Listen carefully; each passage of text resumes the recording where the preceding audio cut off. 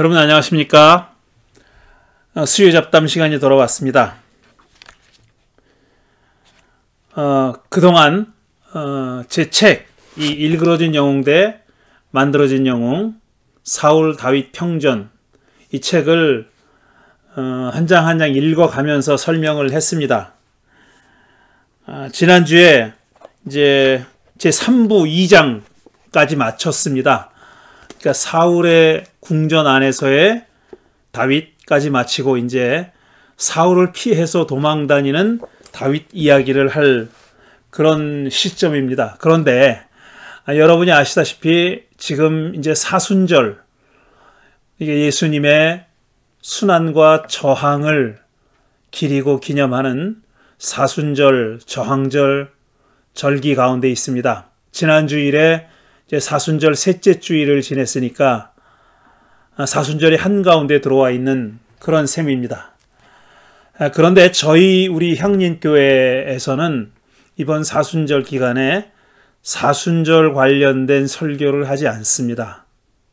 그 이유는 제가 설교를 하면서 말씀드린 바 있는데, 제가 이 LA 향린교회를 30년 이상 목회하다 보니까 절기가 올 때마다 좀 힘듭니다.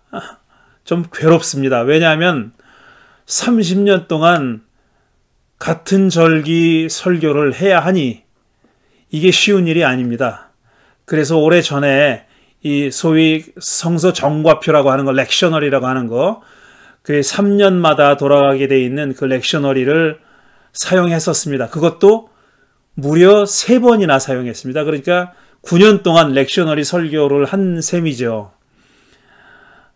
그러고 나니까 이제 그 렉셔너리는 절기에 따라서 설교를 하게 그렇게 짜여져 있으니까 사순절에는 사순절 설교를 하게 돼 있고, 또 대림절에는 대림절 설교를 하게 돼 있는 거죠.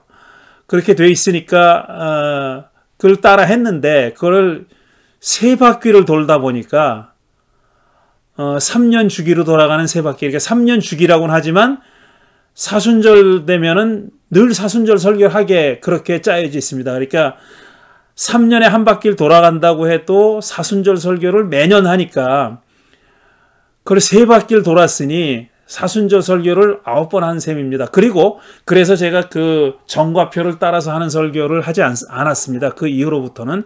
그래도 절기가 되면은 특히 이제 대림절과 사순절이죠. 뭐 성령 강림절, 뭐 감사절 이런 절기들이 있지만 상당한 기간, 또 4주나 혹은 6주 정도 되는 긴 기간의 긴 그 절기가 바로 사순절과 대림절인데, 그거를 이렇게 오랫동안 해오다 보니까 이제 자꾸 반복하게 되는 것 같고, 그래서 올해는 작년에도 그랬고 올해도 사순절 설교를 하지 않습니다. 그리고 제가 이제 지금 현재 몸이라는 주제를 가지고 설교를 하는데, 그러다 보니까 이 중요한 사순절 절기에 사순절과 관련된 이야기를 한 번도 하지 않고 넘어간다는 것이 또 그거는 말이 안 된다고 여겨져서, 이 수요 잡담 시간, 오늘부터 수요 잡담 시간과 그 다음에 금요일에 계속 이 사순절 성서 공부 영상을 올리려고 합니다. 특히 이번에는 제가 그동안 이 사순절 혹은 예수님의 고난에 관한 마지막 한 주간, 그러니까 고난주간이라고 우리 부르는 그 한 주간, 그 한 주간 동안에 벌어졌던 일을 해설하는 그런 책이 뭐 무수히 많이 나와 있죠. 제가 그 책을 많이 읽었다고는 볼 수 없지만, 목회자로서 그리고 또 성서를 나름 공부하는 사람으로서, 물론 제 관심사는 구약 성경에 더 많이 가 있지만 신약 성경도 마찬가지입니다. 우리가 크리스천이고 제가 개신교회를 목회하는 목회자이니까 당연히 예수님 또 바울, 그 다음에 신약 성서에 관해서 공부를 하지 않을 수가 없는데, 제가 아직까지 그 예수님에 관해서, 예수에 관해서 한 공부, 특별히 이 고난주간 1주간, 한 주간 동안에 벌어진 일을 해설하는 그런 해설서, 상당히 학문적인 깊이를 갖고 있으면서도 또 목회적으로 또 크리스찬의 삶에 있어서 중요한 교훈을 준다고 참 만족스럽게 서술된 그런 해설서를 발견했습니다. 그 책이 어떤 책이냐면 The Last Week라는 책입니다. 바로 이 책인데 지금 여러분은 그 책 표지를 그림으로 보실 수 있습니다. 저는 지금 표지가 없는 책을 지금 가지고 있습니다. 어떤 도서관에서 문을 닫으면서 싸게 내온 그런 책을 제가 구입했는데요. 제목이 어떻게 되어 있냐면 The Last Week, 부제가 The Day by Day Account of Jesus' Final Week in Jerusalem 이라고 되어 있어요. 그러니까 마지막 한 주간, 그리고 예수님의 예루살렘에서의 마지막 한 주간을 Day by Day, 날짜 순으로, 요일 순으로 해설해 놓은 그런 책입니다. 저자는 저 유명한 마커스 보그하고 존 다미니크 크로선, 이 한 분은 개신교학자, 한 분은 카톨릭 학자죠. 이 마커스 보그나 크로선에 관해서는 너무나도 많이 알려져 있고요. 그 다음에 또 우리나라에서 번역된 책도 많은 그런 학자입니다. 그리고 제가 알기로는 이 책도 번역돼 있다고 알고 있는데 저는 번역본은 못 읽었고 제가 이 원문 영어 책을 읽었습니다. 그래서 이 책을 중심으로 해가지고 앞으로 계속 설명을 하려고 합니다. 제가 이 책을 따라갑니다. 그리고 제가 필요한 대목에서 저 나름의 어떤 해설을 덧붙이는 그런 식으로 이 시간을 진행하겠습니다. 그러니까 일요일부터 일요일, 월요일, 화요일, 수요일, 목요일, 금요일, 성금요일까지 엿새 동안 일, 월, 화, 수, 목, 금, 이 엿새 동안 벌어진 일입니다. 이 엿새 동안 벌어진 일을 일요일부터 하루하루 벌어진 일을 설명해 나가는데, 이 마커스 보그하고 도미닉 크로선은 마가복음서를 따라갑니다. 마가복음서를 따라가면서 하루하루 벌어진 일을 해설하는데 참 제가 판단하기엔 참 기가 막힌 그런 해설입니다. 물론 이 두 분 다 제가 알기로는 지저스 세미나 멤버이기도 하지만 역사적 예수 연구에 관한 한 정말 권위자들이죠. 대단한 권위자들이고 많은 저작을 남긴 분이고, 또 말씀드린 대로 우리말로도 많이 번역되어 있는 그런 비교적 한국에도 우리 고국에도 잘 널리 알려져 있는 그런 학자입니다. 그래서 이제 오늘 수요일, 오늘 3월 6일 수요일인데요. 3월 6일 수요일부터 이제 매주 2번씩 수요일과 금요일에 영상이 하나씩 올라갑니다. 그래서 이제 고난주간이 끝나는 부활절 직전에는 이 엿새 동안 벌어진 일을 할 수 있는 대로 상세하게 자세하게 설명을 해드리려고 합니다.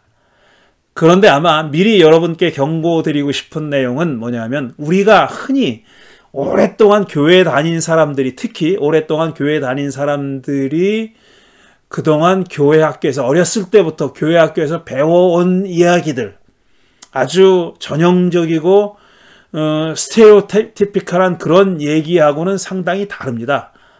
그리고 벌어진 일을 어떤 이 마가복음이 쓰여지고 나서 훨씬 후대에 발전된 어떤 기독론적인, 예수 그리스도에 관한 교리죠. 기독론적인 생각을 마가복음을 읽는데 투영해서 그런 시각으로 읽지 않았습니다. 이 두 학자는 마가가 기록한 바로 그 얘기를 해설해 놓은 겁니다.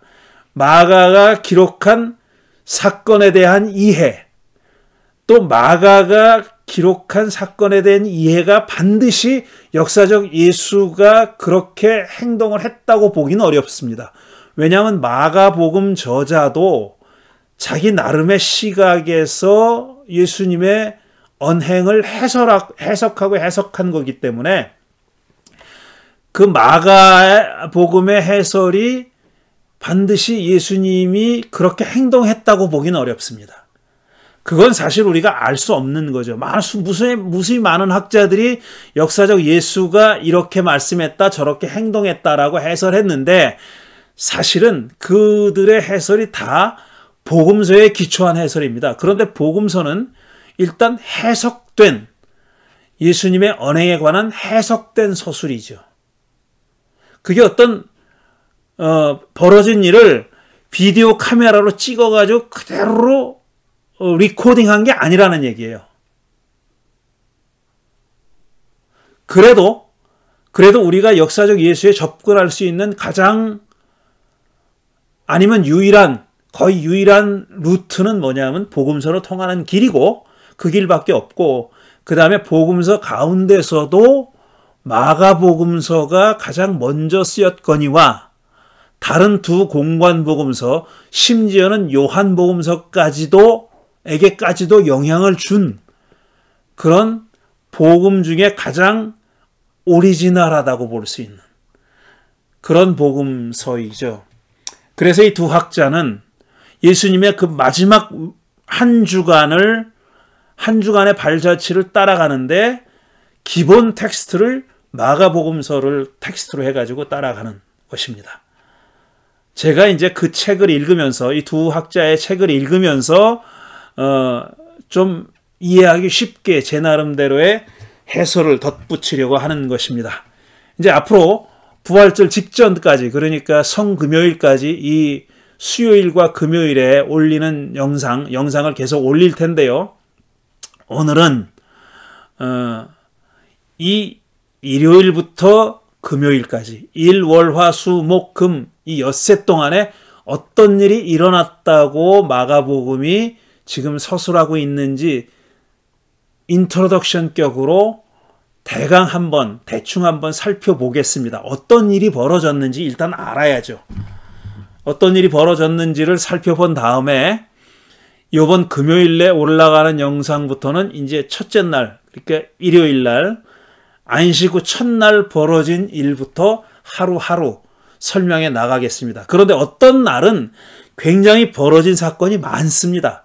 그래서 한 번에 해설하기가 어려울 정도로 많아요. 그런 날은 이제 두 번으로 나눠서 해설하도록 하고, 비교적 짧은 그 어떤 에피소드가 많지 않은 그런 날은 하루에 해설하고, 에피소드가 많은 날은 이틀에 나눠서 해설하고, 그렇게 해보겠습니다.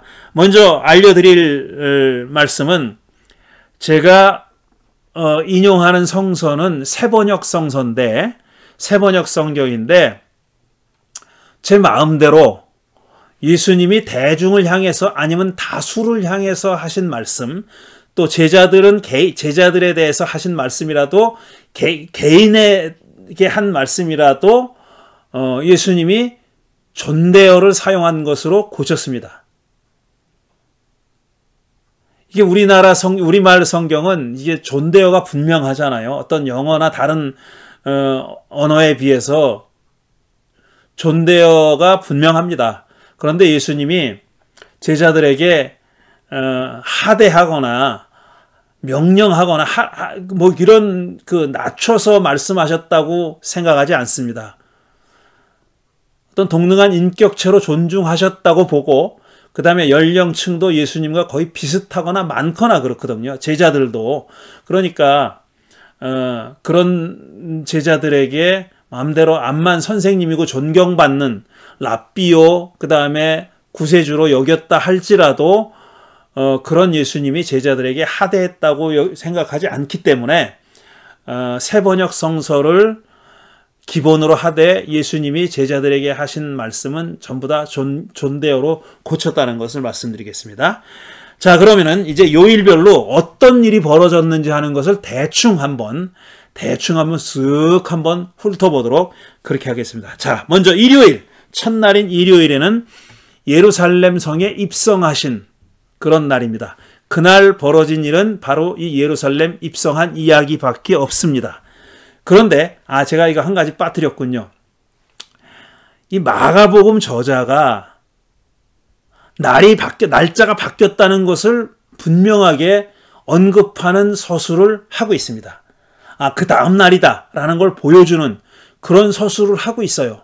그래서 이 복음서를 읽는 사람들은 이건 그 다음에 일어난 일이구나. 요 전까지가 바로 그날 일어난 일이로구나 하는 걸 알 수 있게 그렇게 구분을 해놨습니다.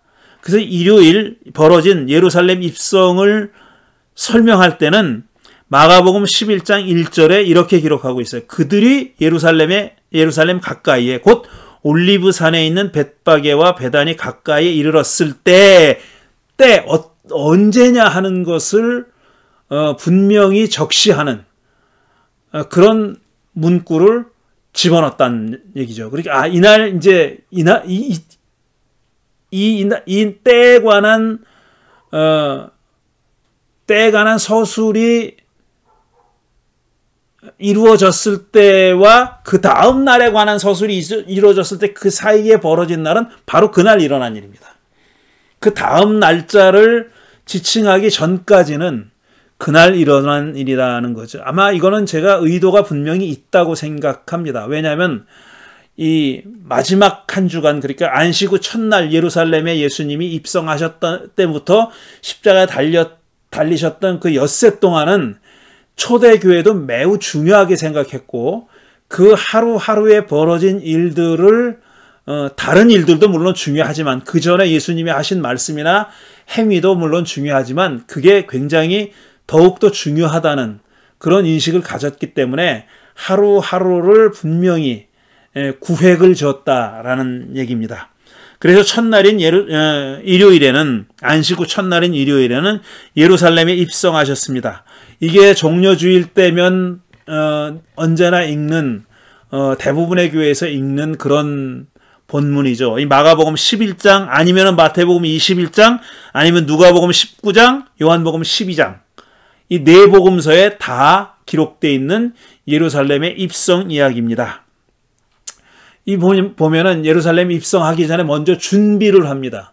나귀를 끌고 오라는 명령을 내리죠. 제자 2명을 보내면서 어디 가면은 이제 아무도 타보지 않은 나귀가 있을 터이니 그걸 끌고 와라. 그걸 왜 가져가냐? 그러면은 이렇게 대답해라. 라는 지시를 내립니다.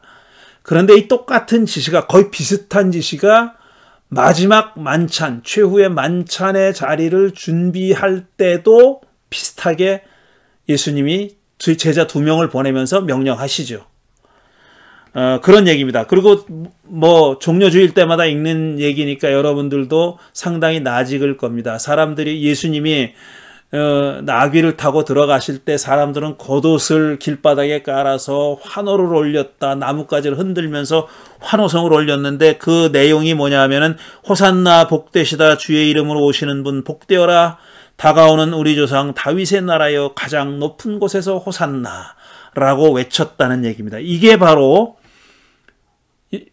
안식 후 첫날인 일요일 첫째 날, 고난주간의 첫째 날 일어난 일입니다.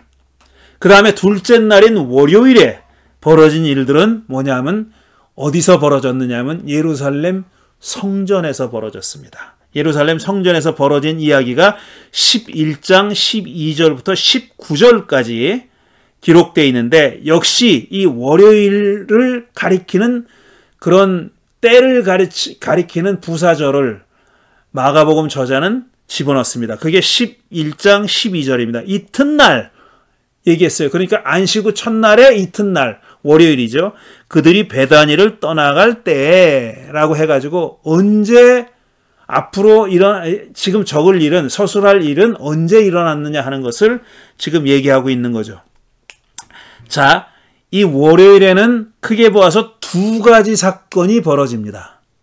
하나는 성전으로 가는 도상에서 일어난 일입니다. 더 구체적으로는 무화과 나무를 저주한 일이죠. 그게 12절부터 14절에 기록되어 있고요. 그 다음에 15절부터 19절 사이에는 이른바 성전 정화, 혹은 좀 더 강한 표현으로 성전 숙청이라는 이름으로, 뭐 영어로는 purification이라는 말을 쓰죠. 근데 이거는 어떤 정화라는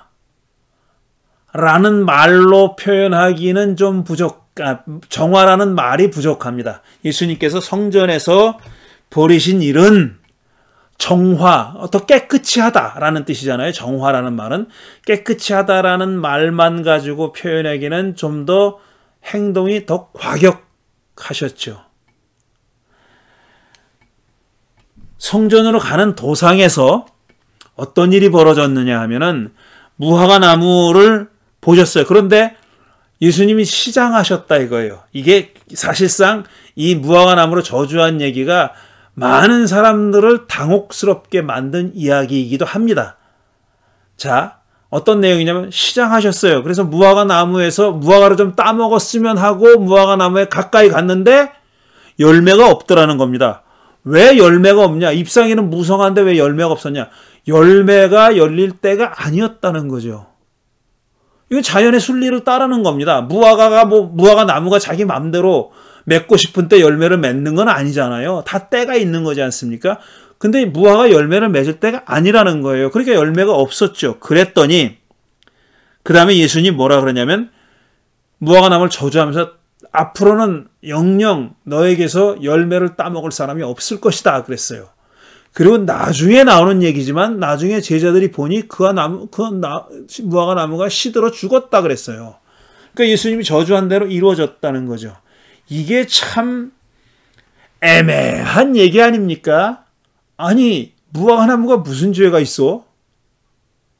때가 아니어서 열매를 맺지 않았을 뿐인데 어떻게 예수님이 그 심술궂게 암만 자신이 배가 고프다 해도 때가 아닌 걸 어쩌란 말입니까? 그걸 저주해서 죽게 만들다니 라는 생각이 들게 돼 있죠. 이게 무슨 의미를 가진 사건이냐 하는 얘기를 나중에 설명할 겁니다. 그 다음에 성전을 깨끗이 하신 얘기, 그 다음에 나오는 얘기라고 제가 말씀드렸죠. 성전에 들어가셔가지고 환전하는 사람 상을 둘러엎고 비둘기를 파는 사람 상을 둘러엎고 막 채찍을 휘두르고 막 여기는 채찍을 휘두르라는 말은 없군요. 아마 그 마태복음에 있는 모양입니다.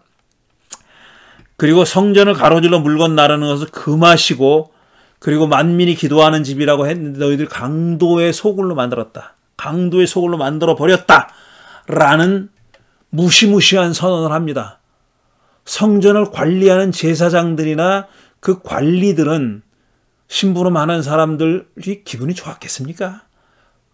강도의 소굴이라 그러는데 기분이 좋았을 리가 없죠. 그래서 대제사장들과 거기 딸린 사람들은 예수를 죽여야 되겠다라고 생각했다는 얘기까지 나옵니다. 이게 성전에서 벌어진 일입니다. 언제? 월요일에. 둘째 날인 월요일에 벌어진 일입니다. 그 다음에 셋째 날인 화요일에 벌어진 일. 예수님이 다시 성전에 가셨어요. 11장 20절 계속 이어지는 11장 20절을 보면은 11장 20절에 이른 아침에 그들이 지나가다 그랬어요. 자, 날이 바뀐 거죠. 그러니까 성전을 정화하신 다음에 어디를 가서 어떻게 했다는 얘기는 없어요. 그렇지만 밤이 지나고 그 다음 날이 된 겁니다. 그 다음 날이 밝은 다음에 이른 아침에 벌어진 일이에요. 근데 이번에는 어디서 벌어진 일이냐면 성전 뜰에서 벌어졌다 그랬어요. 그럼 앞에 그 월요일날 일어난 일도 역시 성전 뜰에서 벌어진 일입니다. 그 안쪽 뜰, 그 외부 뜰, 그러니까 안쪽에는 유대인만 들어갈 수 있는 데가 있고 그 다음에 바깥 그 뜰은 이방인들도 들어갈 수 있는데 거기서 상거래가 이루어지고 재물을 팔고 환전하고 그랬다는 거죠. 바깥 뜰에서.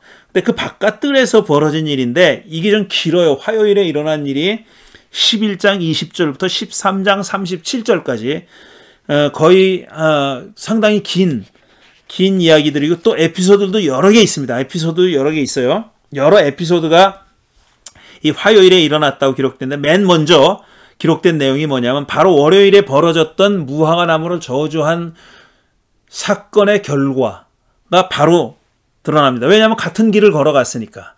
그렇죠. 성전 뜰로 가는 거니까 어저께 갔던 길과 같은 길을 걸어갔을 거 아닙니까? 그래서 제자들이 본 겁니다. 어떻게 봤냐면 무화과 나무가 죽어 있다는 것을 알게 된 거죠. 그래서 11장 20절을 보면은 뿌리채 말라버렸다 그랬어요. 그래서 베드로가 생각나서 예수님한테 말라버렸습니다 라고 얘기하죠. 선생님이 저주하신 저 무화과 나무가 말랐습니다. 그랬더니 자, 예수님이 거기서 무화과 나무와는 거의 무관해 보이는 말씀을 합니다. 뭐라고 얘기하시냐면은 내가 진정으로 그대들에게 말합니다. 누구든지 이 산더러 벌떡 일어나서 바다에 빠져라 하고 말하고 마음에 의심하지 않고 말한 대로 될 것을 믿으면 그대로 이루어질 것입니다.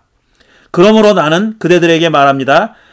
그대들이 기도하면서 구하는 것은 무엇이든지 또 이미 그것을 받은 줄로 믿으시오. 그리하면 그대들에게 그대로 이루어질 것입니다. 이렇게 기도에 관한 얘기를 해요. 뜬금없죠? 예수님이 무화과 나무에다가 기도한 게 아니라 저주하셨습니다. 그런데 그 저주가 그대로 이루어진 것을 보고 제자들이 선생님이 저주하신 대로 그래도 이루어졌습니다라고 얘기했더니 그러니까 그 제자들은 그 기적적인 일에 대해서 놀란 모양이죠. 마가복음 저자는 여기에다가 예수님이 기도에 대한 굳건히 신뢰하고 믿고 기도하라. 그러면 기도한 대로 이루어질 것이다. 라고 말씀하신 내용을 여기다 갖다 붙였습니다. 덧붙였습니다. 무화과 나무에 대해서 저주한 그대로 이루어졌다는 그 말 뒤에다가 이 기도에 대한 얘기를 덧붙인 거죠. 그리고 나서 뭐라고 얘기하셨냐면 25절에 기도할 때 먼저 등진 사람이 있으면 그 사람을 먼저 용서해라. 화해해라.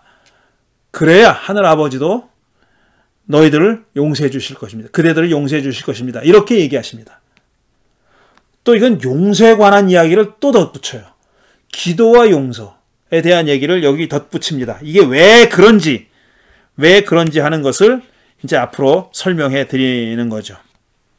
자, 그래서 그 다음에 이제 그 얘기가 무화과 나무 저주의 결과에 관한 이야기를 마가 저자가 이렇게 한 다음에 그 다음에는 이제 유대 권력자, 다시 말해서 로마 제국의 부역자입니다.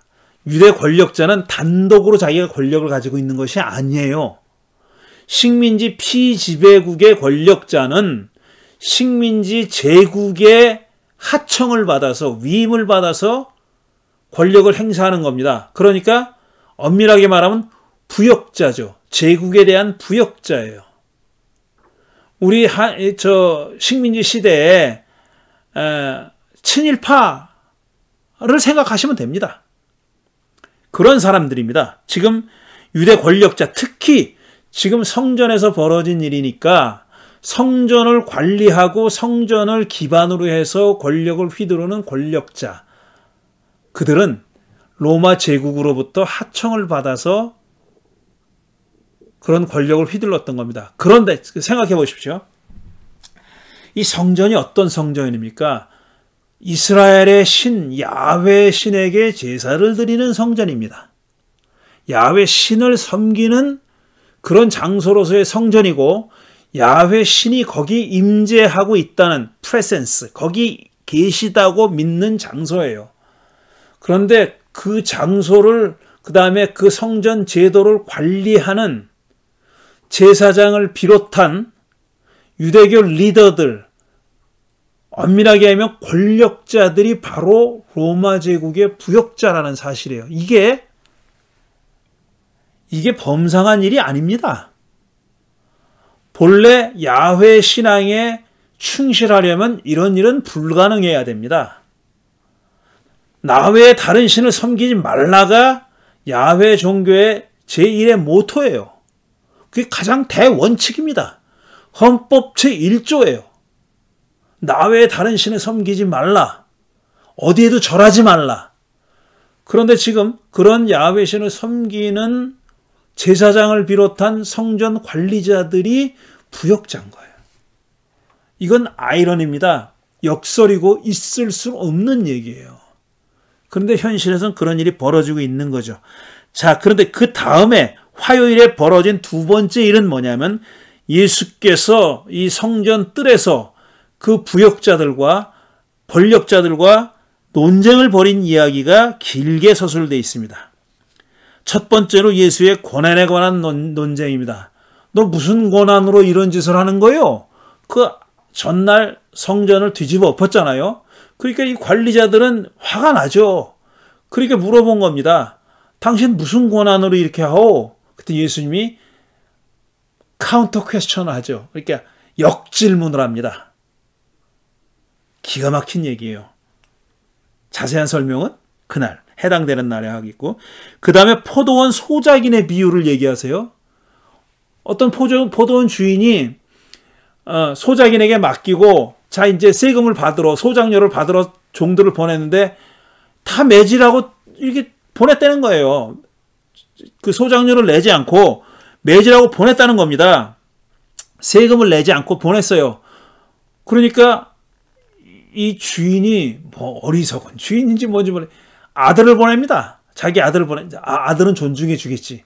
아니, 종들을 매를 때려가지고 돌려보내거나 죽이거나 했는데 아들이라고 가만 놔두겠어요? 근데 이 주인은, 포도원 주인은 멍청한 건지 너그러운 건지 아니면 소작인들을 그렇게 믿었는지 모르지만 자기 아들을 보냈다는 거예요. 그랬더니 소작인들이 뭐 어떻게 생각했냐면, 그 아들을 공경하기 전까지는 야, 저놈을 죽이면 이거 우리께 되겠네? 그러고 죽였다는 거예요.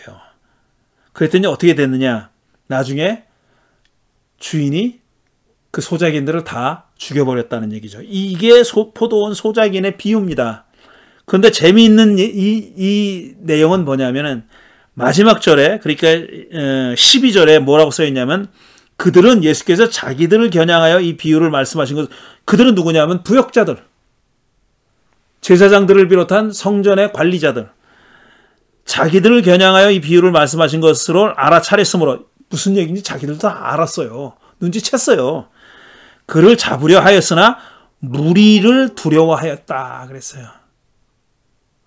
그러니까 이들이 보기에는 무리가 예수 편인 거예요. 섣불리 덤볐다가는 무리들한테 큰일 나겠구나, 자기들이 당하겠구나, 그래서 감히 못 덤볐다는 얘기입니다. 그런 얘기가 있고, 그 다음에 세금 논쟁이 나와요.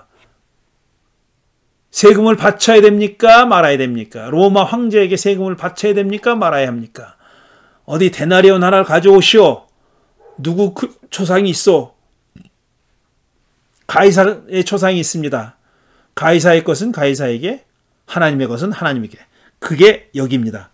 여기 나오는 얘기고요. 이게 다 성전 뜰에서 부역자들과 논쟁을 벌이면서 한 얘기입니다. 그렇게 마가복음의 저자는 이 논쟁을 다 여기다 갖다 놓은 거예요. 모아놓은 겁니다. 컬렉트 해놓은 겁니다.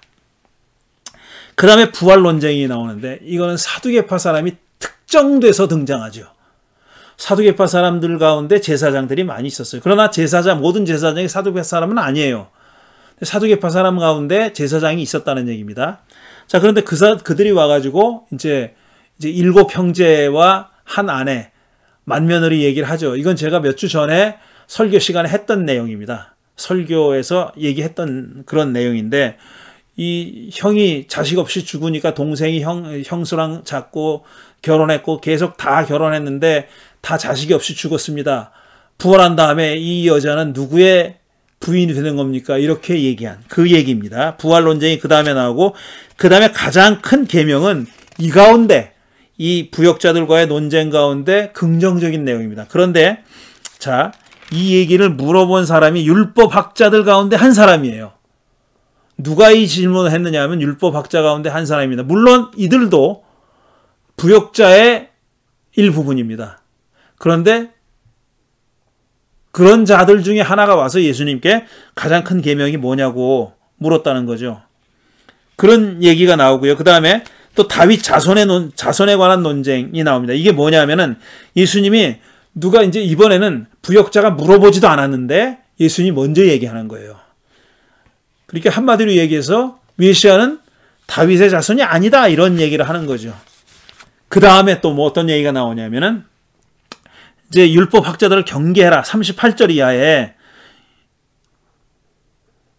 뭐라고 얘기하면, 율법학자들을 조심하시오. 그들은 예복을 입고 다니기를 좋아하고 장터에서 인사받기를 좋아하고 회당에서는 높은 자리에 앉기를 좋아하며 잔치에서는 윗자리에 앉기를 좋아합니다. 그런데 그들은 과부들의 가산을 삼키고 남에게 보이려고 길게 기도합니다. 이런 사람들이야말로 더 엄한 심판을 받을 것입니다. 이랬어요. 방금 전에 조금 아까 율법학자 중에 한 사람이 와가지고 가장 큰 계명이 뭐냐고 물어봤잖아요. 그 예수님이 대답을 해줬어요. 그러고 나서 그 사람이 예수님의 대답에 대한 그 율법학자의 반응, 리스판스가 또 나옵니다. 그러자 마지막에 뭐라고 얘기하냐면 예수님이 34절에 그가 슬기롭게 대답하시는 거 보고 그에게 말씀하셨습니다. 그대는 하나님의 나라에서 멀리 있지 않습니다. 이렇게 얘기해요. 이거 아주 델리케이트한 말입니다. 그때는 하나님의 나라에 들어가 있는 게 아니에요.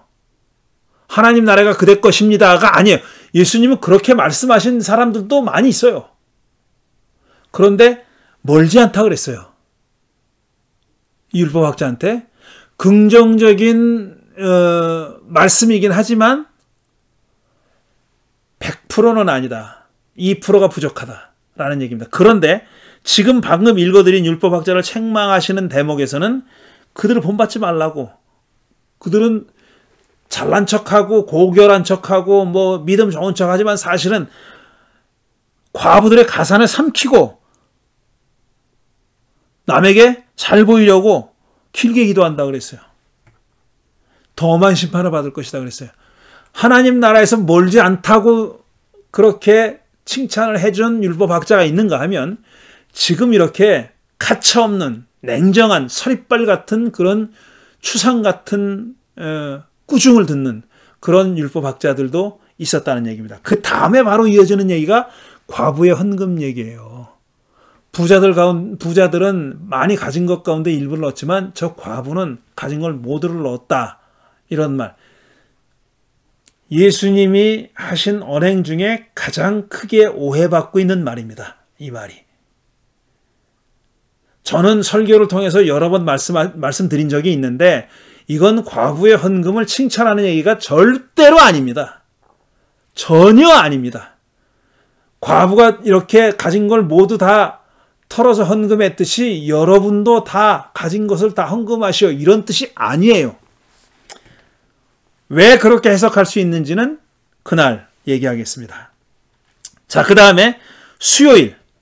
수요일은 간단해요. 비교적 간단합니다. 제목을 뭐라고 붙였냐면 제가 예수를 죽일 음모와 향유 사건 그랬어요. 향유를 부은 여인이 와서 향유를 옥합을 깨뜨려서 향유를 부은 사건 그 얘기입니다.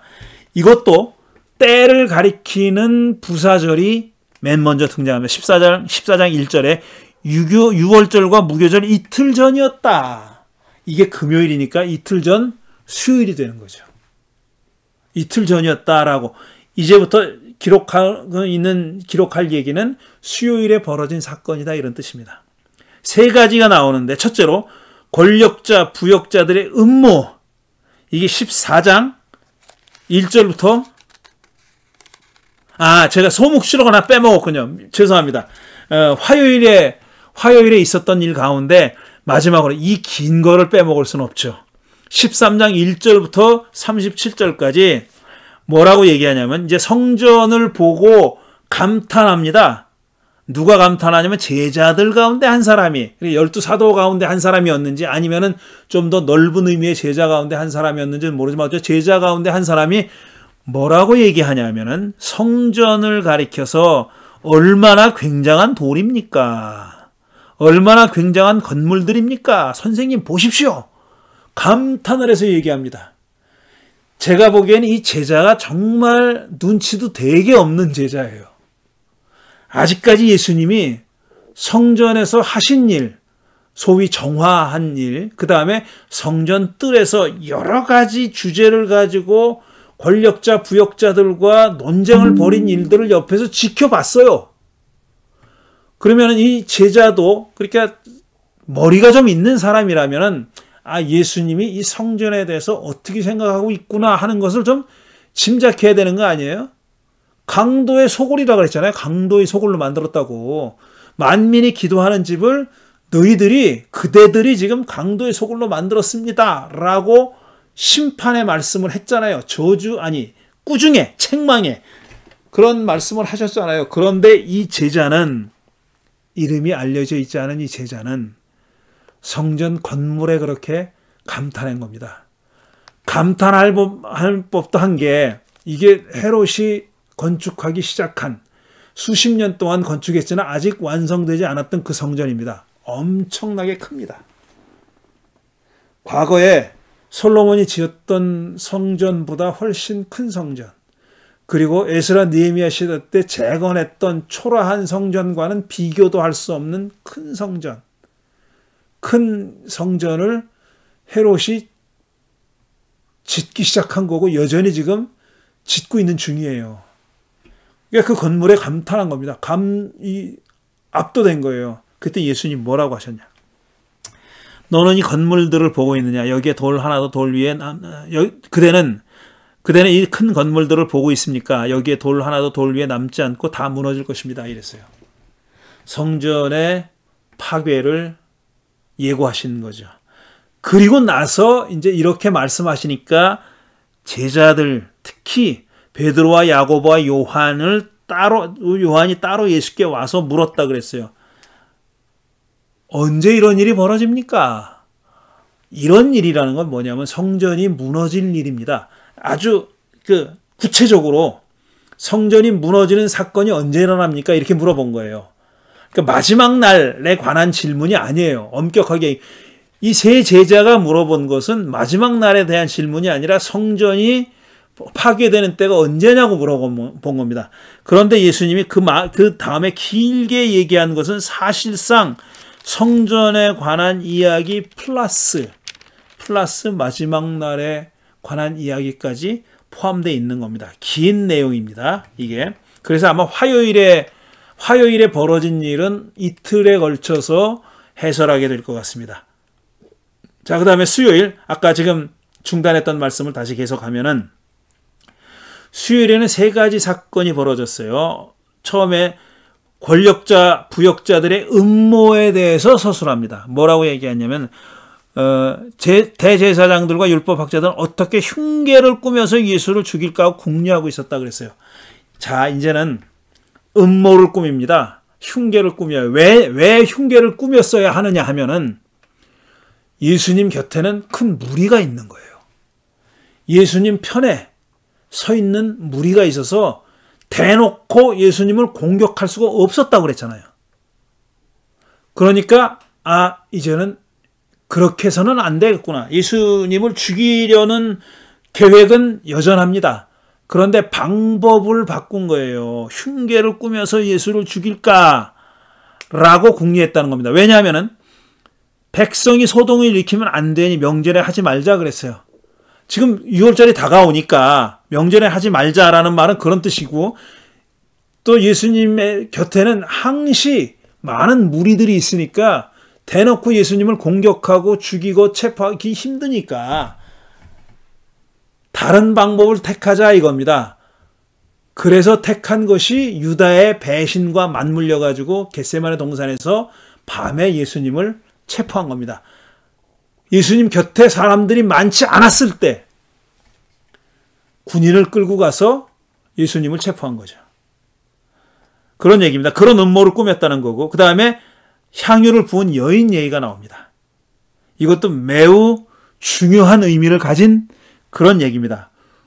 왜 그러냐 하면은, 보세요. 그런 점이 어디서 드러나냐면, 이 이야기 마지막 절에 보면은, 내가 진정으로 그대들에게 말합니다. 온 세상 어디든지 복음이 전파되는 곳마다 이 여자가 한 일도 전해줘서 사람들이 이 여자를 기억하게 될 것입니다. 그랬어요. 자, 이 여자가 한 일은 나드 향유가 들어있는 옥합을 깨서 예수님의 머리에 부은 거예요. 그런 일입니다. 물론 굉장히 값비싼 낭비죠. 300데나리온 팔아가지고 가난한 사람들에 나눠줄 수 있겠다. 그러니까 한 데나리온이 한 사람의 하루 일당이라고 하면 거의 1년치에 가까운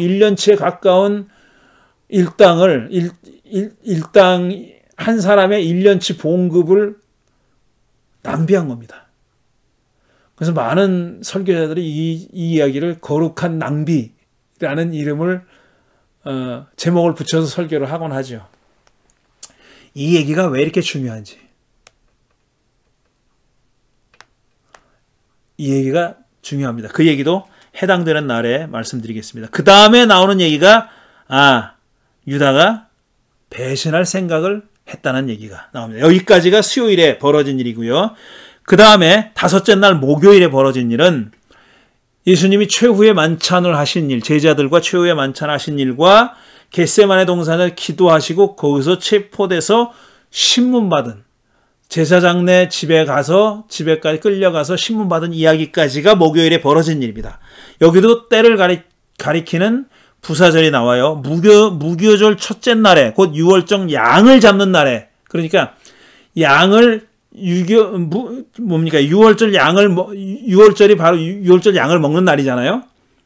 무교병과 양을 먹는 날인데 양은 그 전날 잡습니다. 그러니까 유월절과 무교병 먹는 날이 바로 금요일이니까 이 날이 목요일이 되는 거예요.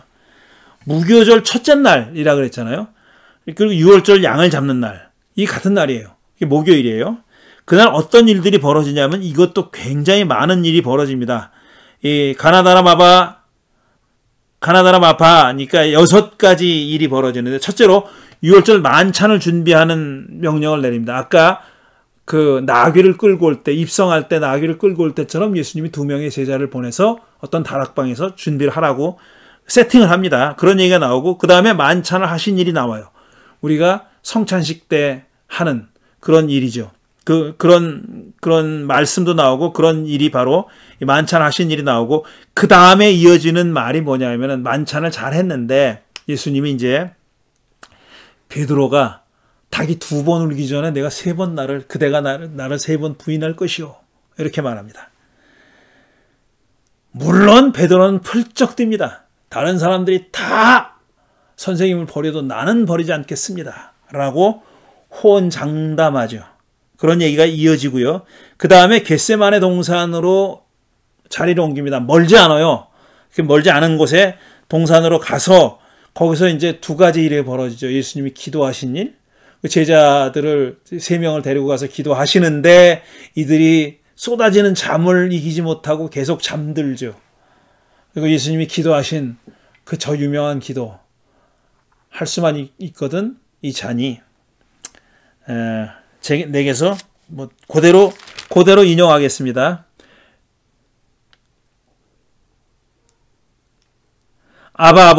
아버지께서는 모든 일을 하실 수 있으시니 내게서 이 잔을 거두어 주십시오. 그러나 내 뜻대로 하지 마시고 아버지의 뜻대로 하십시오. 이렇게 기도하죠. 이렇게 기도하시죠. 그 다음에 이제 제자들이 또 자고 있으니까 그냥 놔두고, 그런 다음에 체포되는 이야기가 나옵니다. 그게 43절부터 52절까지 체포되는 이야기가 나오는데, 참 아이러니컬 얘기는 뭐냐면, 유다가 배신해서 체포하잖아요. 그런데 지금 예수님을 체포하러 온 사람들은 예수의 얼굴을 모르는 것처럼 돼 있어요. 그래서 몰랐을 겁니다. 아마 지금 이 군인들이 왔다 그랬는데, 이 마가복음은 이제 제사장이 보낸 군인이에요. 그거는 성전을 경비할 소수의 군인들을 가지고 있었다고 합니다. 그러니까 그들을 보낸 겁니다. 제사장은 그들을 보내서 예수를 잡아오라고 한 건데, 이 경비병들은 말하자면 예수님의 얼굴을 몰랐던 모양이에요. 그러니까 유다가 알려주죠. 내가 키스하는 그 사람이 바로 당사자다. 그러니까 그 사람을 붙잡으면 된다. 그런 거죠. 그래서 붙잡습니다. 키스가, 입맞춤이 신호예요. 이 얼마나 아이러니한 얘기입니다. 어떤 애정의 표현으로서의 입맞춤. 바울도 거룩한 입맞춤으로 인사하라 그랬잖아요. 그 입맞춤이 배신의 사인입니다. 이제 예수님은 그렇게 해서, 그리고 이제 제자들은 다 흩어져 버렸다는 거죠. 그리고 예수님은 홀로 잡혀갑니다. 그게 53절부터 나오는데, 대제사장에 끌려가서 의회원들, 이게 사내들인은 아닐 거라고 생각합니다. 그냥 의회라고 표현되어 있지만, 사내들이라는 유대인의 최고 어떤 입법, 의회 같은 데잖아요. 그건 아닐 거라고 생각하는데, 그 앞에서 신문을 받습니다. 신문을 받는 얘기가 쭉 서술돼 있어요. 제가 왜 웃냐 하면은, 이거 마가 저자가 어떻게 알았지? 마치 꼭 보고 리포트 하는 것처럼 써 있잖아요. 눈으로 목격하고 거기서 벌어진 일을 보고 리포트하는 것처럼 써 있는데 그건 불가능합니다. 여기 어떻게 예수님의 제자가 들어가겠어요? 못 들어가죠. 베드로도 바깥에 있었잖아요. 그러니까 이거는 벌어진 일을 그대로 적은 게 아니라 신학적인 해석을 가한 겁니다. 아마 어떤 사람으로부터 그 안에서 벌어진 일을 전달받았을 수는 있죠. 근데 그게 얼마나 정확하겠어요. 그것도 추측입니다. 전달받았으리라고 생각하는 것도 추측인데 어쨌든 분명한 거는 아이 위트니스는 아니라는 거죠. 직접 눈으로 보고 귀로 들은 건 아니에요. 신문 과정에 대해서 서술하고 있고 그 다음에 마지막으로 베드로가 예수님이 예고하신 대로 나는 그 사람 몰라요. 나랑 상관없는 사람입니다. 라고 부인하는 예의가 등장합니다.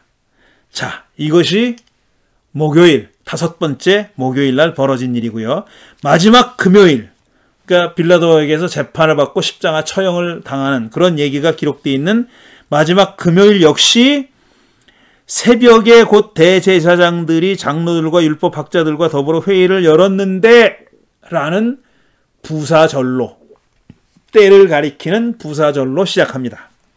그래서 어떤 얘기들이 여기 기록되어 있느냐 하면은 자, 가나다라 마 5가지의 이야기가 기록되어 있습니다. 첫 번째로 빌라도 앞으로 끌고 갔어요. 빌라도가 신문합니다. 그리고 빌라도가 결국은 사형 선고를 내리죠. 예수님은 silence, 침묵을 지킵니다. 아무 말씀도 하지 않으셔요. 거의 아무 말씀도 하지 않으시고 딱 한마디 합니다. 자, 이 마가복음서에 따르면 그렇다는 얘기예요. 빌라도가 당신이 유대인의 왕이요? 라고 물어요. 그랬더니 예수가 뭐라고 대답하냐? 당신이 그렇게 말하였소. 라고 대답한다고 그렇게 번역했습니다. 자, 이걸 좀 이날 이야기를 할 때 자세하게 살펴볼 겁니다. 그 다음에 사형 선고가 떨어지잖아요. 사형 선고 떨어지고 나서 이제 병사들이 조롱하는 얘기가 나옵니다. 15장 16절부터 20절까지 가시관을 엮어서 머리에 씌운, 자색 옷을 입히고 가시관을 엮어서 머리에 씌운 다음에 유대인의 왕 만세 조롱하는 거예요. 진짜 왕이라고 생각해서가 아니라 희롱하고 옷을 벗기고 예수의 옷을 도로 입히고 끌고 갑니다. 그게 조롱이고 그 다음에 십자가에 처형하죠. 처형한 얘기가 이어지고 그 다음에 예수님이 어떻게 죽었다라는 얘기가 33절부터 41절까지 엘로이 엘로이 레마 사박다니 나의 하나님 어찌하여 나를 버리셨습니까? 라고 외쳤다는 겁니다. 이거는 아람어잖아요. 아람어로 뭡니까? 마가복음도 그리스어로 기록되어 있는 마가복음도 이 대목은 아람어로 아버지 할 때 아바도 아람어인데 아바는 그대로 아람어로 가져왔고요. 여기도 마찬가지입니다. 엘로이 엘로이 레마 사박다니 나의 하나님 어찌하여 나를 버리셨습니까? 시편에서 가져온 거 맞죠? 근데 이것도 그냥 그대로 그냥 그 엘로에라고 저기 뭡니까? 아람어로 기록했다는 겁니다. 그러니까 아람어를 못 알아듣는 사람들 가운데 야 엘리야를 부른다 이렇게 얘기한 사람도 있었다는 거죠. 어쨌든 예수님이 그렇게 해서 죽고 그렇게 숨을 거두시는 순간에 그분 곁에 있었던 사람들이 그들의 이름이 기록돼 있습니다. 그 다음에 마지막으로 무덤에 묻힌 장사 지냈다고 얘기할 수 있죠. 무덤에 묻히는 얘기. 이게 금요일, 마지막 엿새째 금요일에 벌어진 일입니다.